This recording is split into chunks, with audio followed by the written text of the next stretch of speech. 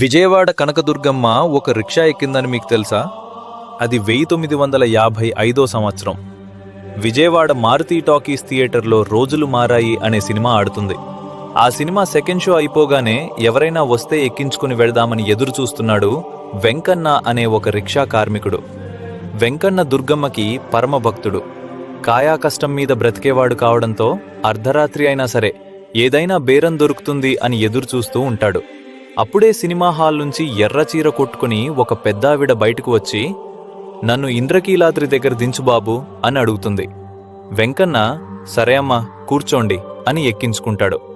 అలా రిక్షసాలో వెళ్తూ ఉండగా దారిలో ఆమె నవ్వుతూ, నాయనా ఇప్పుడు అర్ధరాత్రి, ఈ సమయంలో దుర్గమ్మ కొండమీద నుండి దిగివచ్చి గ్రామ సంచారం చేస్తుందని విన్నాను, నీకు భయంగా లేదా అని అడుగుతుంది.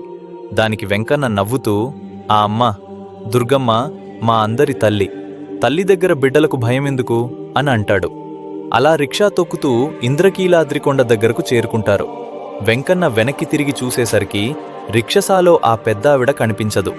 వెంకన్న ఆశ్చర్యపోయి చుట్టూ చూస్తే ఆమె కొండపై ఉన్న గురుమెట్లు ఎక్కుతూ కనిపిస్తుంది.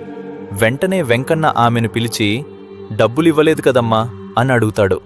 అది విన్న పెద్దావిడ, నీ తలపాగాలో పెట్టాను చూడు అని అంటుంది. అప్పుడు వెంటనే వెంకన్న తన తలపాగా తీసి చూడగా అందులో అమ్మవారి బంగారు గాజులు మరియు 10 రూపాయల నోటు కనిపిస్తాయి. అప్పుడే వెంకన్నకి అర్థమవుతుంది, తన రిక్షా ఎక్కింది సాధారణమైన మహిళ కాదు, సాక్షాత్తు కొండదిగి వచ్చిన ఆ కనకదుర్గమ్మ తల్లి అని. వెంకన్న మళ్లీ చూడగా ఆ పెద్దావిడ మాయమైపోతుంది. ఆ తల్లి కృప మీపై ఉండాలంటే జై కనకదుర్గమ్మ అని కామెంట్ చేయండి.